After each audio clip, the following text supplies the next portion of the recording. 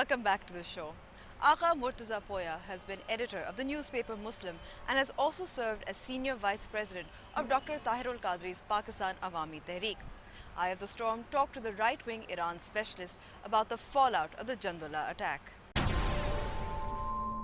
Welcome to the show, Mr. Poya. Thank you very much. First of all, what is the significance of Mr. Ahmadinejad openly accusing elements within Pakistan's security agencies of collaborating in last Sunday's attack? Bismillahir Rahmanir Rahim. I think he went a little overboard.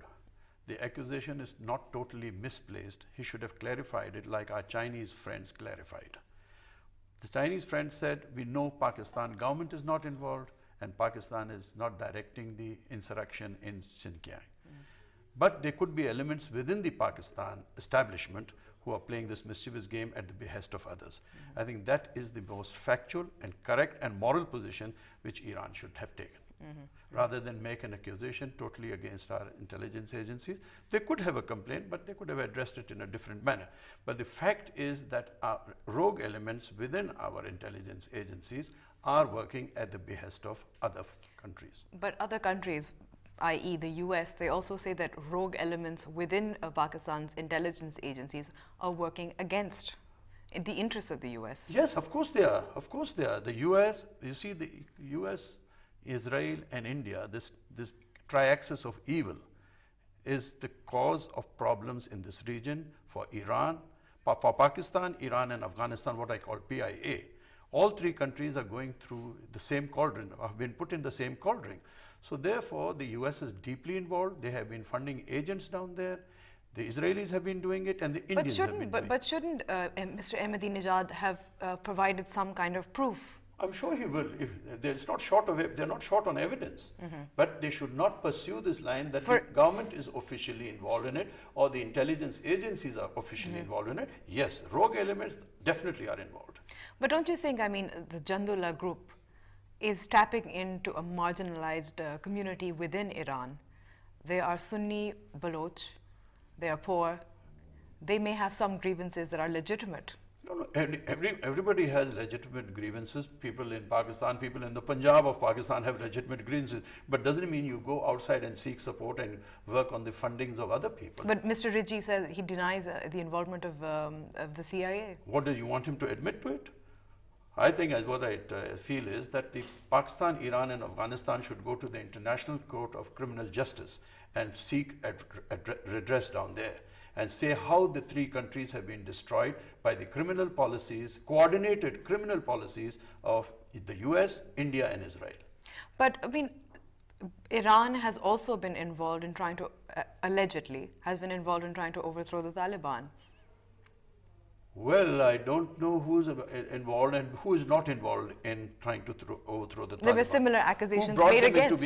Who brought them into being? These accusations and counter-accusations. The US was involved right up to its neck in funding the Mujahideen Khalq in Iran and then send them over to refuge into Iraq under Saddam. And then suddenly they decided to destroy Saddam and the Mujahideen Khalq didn't know where to go and what to do. So this game is going on for the last 30 years. But where Pakistan and Iran relations come in, that's important. Exactly. Do you think that this could prove to be a thorn in Pakistani relationship? Not this one incident. One incident is not going to... But it's not just been one incident. There was also another incident in Zahedan in May. It's a series of incidents, but there have been nearly 1,000 incidents of Shias being killed in Quetta and around Quetta. And those are all being done by the same Baloch mercenaries.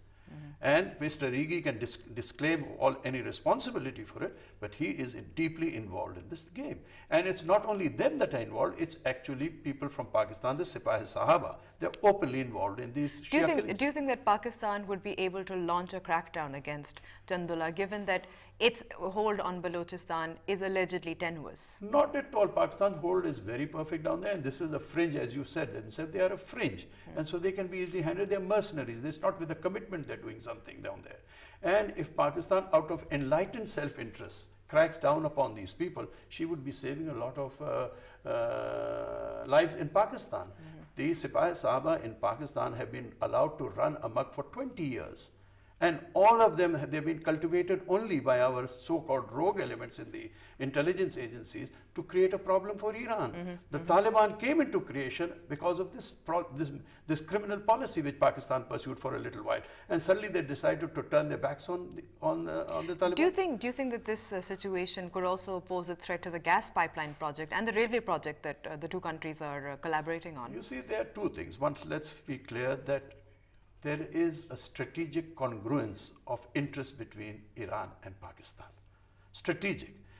And there are tactical and temporary distortions to it also. No country has a perfect relationship. It's nearly, again, I'm referring to China. We have a perfect relationship with China, but we do have sort of very, very low-key hiccups from time to time, depending. So this goes on, continues.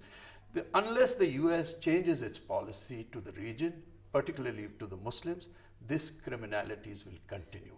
These distortions will But what can Pakistan do? No, Pakistan can do is stop being a lackey of the US.